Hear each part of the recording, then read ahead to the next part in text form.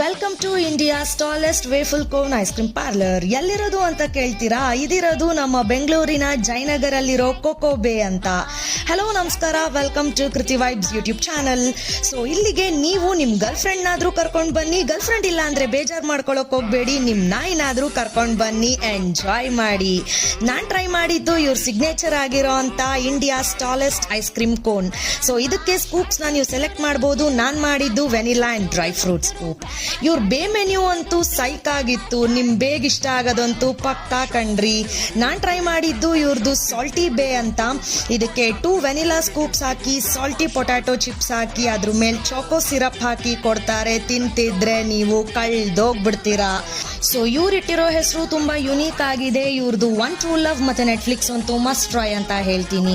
So ಇದು start ಮಾಡಿರೋದು ಒಂದು cute couple just 4 months before. ನೀವು ಬನ್ನಿ, ಟ್ರೈ ಮಾಡಿ, ಹೇಗಿತ್ತು ಅಂತ ತಿಳಿಸಿ.